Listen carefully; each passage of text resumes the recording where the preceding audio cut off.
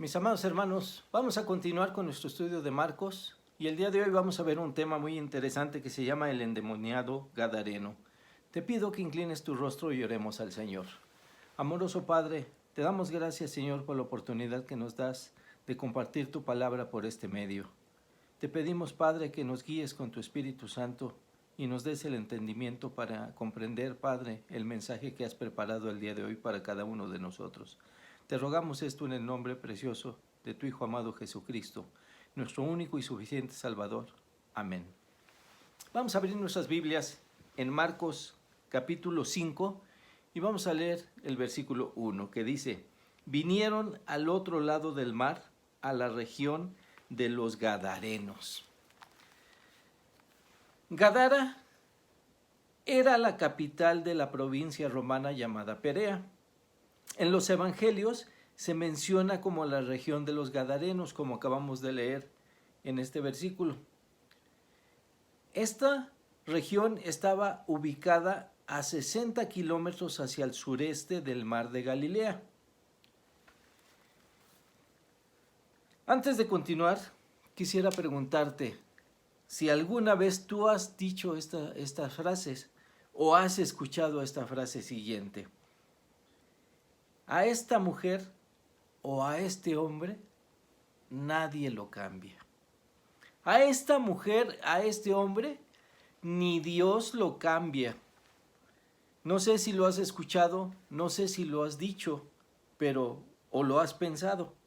Pero continuamos nuestra lectura en Marcos 5, los versículos del 2 al 3. Y dice la palabra del Señor de la siguiente manera: y cuando salió él de la barca, o sea Jesús, enseguida vino a su encuentro de los sepulcros un hombre con un espíritu inmundo, que tenía su morada en los sepulcros, y nadie podía atarle ni aun con cadenas. ¿Qué es esto? El aislamiento había sido el compañero de este hombre por mucho tiempo. Durante años ha vivido en las tumbas, como acabamos de leer, vivía en los sepulcros y vino de ahí de los sepulcros a encontrarse con el Señor Jesús. Tumbas oscuras, polvorientas, entre la podredumbre. ¿Qué más podría haber en una tumba sino podredumbre? En pequeñas cuevas destinadas a los sepulcros, allá lejos, en las colinas. La gente le temía, como acabamos de leer, ni siquiera lo podían tener sujeto con cadenas. Veamos ahora en los versículos 4 al 5. Porque muchas veces había sido atado con grillos y cadenas, mas las cadenas habían sido hechas pedazos por él y desmenuzados los grillos, y nadie le podía dominar. Y siempre, de día y de noche, andaba dando voces en los montes y en los sepulcros, e hiriéndose con piedras. Los demonios que atormentaban a este hombre le habían dado una fortaleza sobrenatural, temible, y varias veces había roto sus cadenas. Imaginen el aspecto de este hombre. De día y de noche gritaba en su angustia, y con las piedras hería su piel. No solamente daba gritos, sino estaba herido. Imagínenselo sangrando y gritando. ¿Cómo sería el aspecto de este hombre? Tal parecía que la gente gadarena se había dado por vencido con este hombre. Lo habían considerado un caso sin solución. ¿Alguna vez, como lo preguntamos al principio, lo comentamos al principio, alguna vez has pensado así de algún familiar o conocido? Pero Jesús no lo consideró así, no lo consideró un caso perdido. Dicen los versículos 6 al 7. Cuando vio, pues, a Jesús de lejos, corrió y se arrodilló ante él, Dense cuenta, este hombre lleno de tormento y de demonios, vio a Jesús y corrió hacia Jesús y se arrodilló ante él. Dice el versículo 7, y clamando a gran voz dijo, ¿qué tienes conmigo, Jesús, Hijo de Dios Altísimo? Te conjuro por Dios que no me atormentes. Notemos los siguientes aspectos de estos dos versículos que acabamos de leer. El hombre corrió y se arrodilló ante Jesús. O sea, había algo que estaba motivando que este hombre corriera hacia el Salvador, que no solamente que corriera, sino que llegara y se arrodillara ante él. Había algo que lo estaba motivando. Luego, identificó con quién estaba hablando, puesto que le dijo, Jesús, Hijo del Dios Altísimo. Pero los espíritus que lo estaban poseyendo reclamaron desde el interior de este hombre atormentado.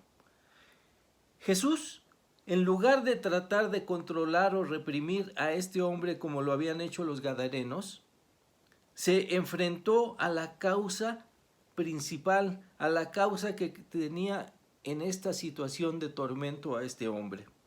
Veamos los versículos 8 y 9 de Marcos 5. Dice la palabra, porque le decía, sal de este hombre, espíritu inmundo. Y le preguntó, ¿cómo te llamas? Y respondió diciendo, Legión me llamo, porque somos muchos. ¿Qué es una legión?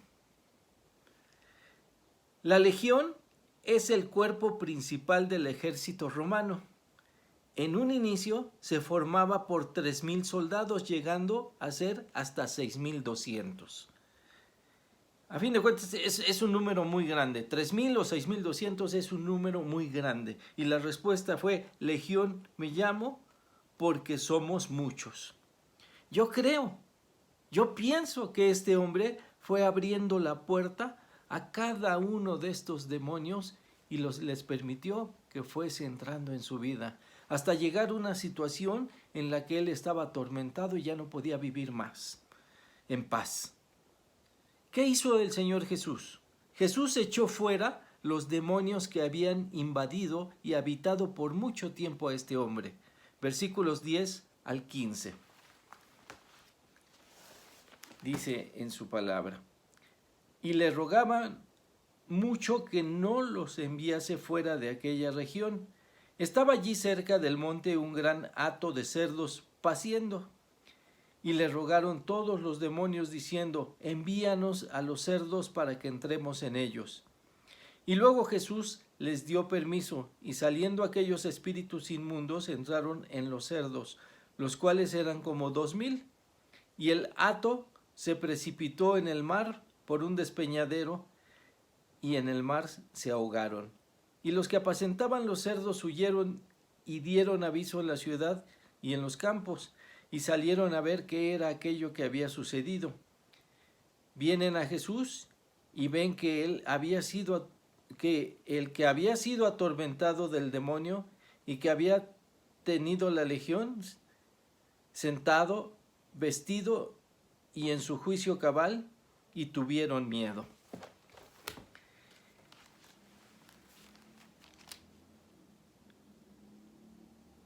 Ese hombre que había vivido angustiado y atormentado encontró la libertad. Ya no estaría aislado de los demás, ni condenado a vivir en los sepulcros por más tiempo. Se podría incorporar de nuevo a la sociedad, y el hombre quiso irse con Jesús después que fue sanado, después de que fue liberado por el Señor. Quiso seguir a Jesús en su camino, pero el Señor tenía otros planes para este hombre y le dio instrucciones precisas. Continuamos viendo en los versículos del 18 al 20, donde dice, al entrar él en la barca, el que había estado endemoniado le rogaba que le dejase estar con él. Mas Jesús no se lo permitió, sino que le dijo: vete a tu casa, a los tuyos, y cuéntales cuán grandes cosas el Señor ha hecho contigo y cómo ha tenido misericordia de ti. O sea, el plan del Señor Jesús era: ve y cuenta lo que el Señor ha hecho contigo. Testifícales a tus familiares y a tus conocidos lo que el Señor ha hecho contigo. Y se fue y comenzó a publicar en Decápolis cuán grandes cosas había hecho Jesús con él, y todos se maravillaban. Dense cuenta, mis hermanos, lo importante que tiene un testimonio. Los que conocieron antes a este hombre cómo era, que vieron el cambio milagroso que el Señor hizo en su vida, y que ahora él mismo podía contar lo que el Señor había hecho con él.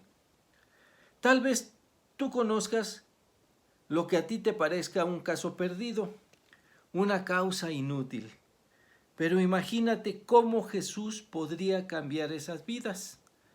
Oremos por ellos, y cada vez que tengas la oportunidad, comparte con otros cómo el Señor cambió tu vida.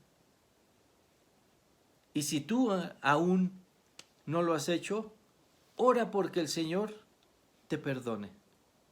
Ora porque el Señor tome las riendas de tu vida y que transforme esa tu vida pecaminosa, para que a partir de hoy goces de libertad, para que seas liberado de esos demonios que te atormentan.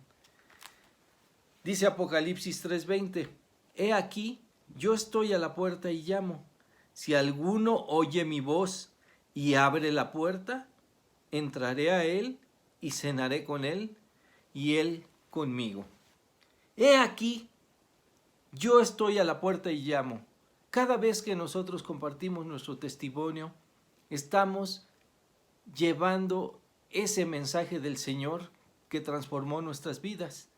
Y el Señor está tocando a la puerta de cada aquel que le compartimos el Evangelio.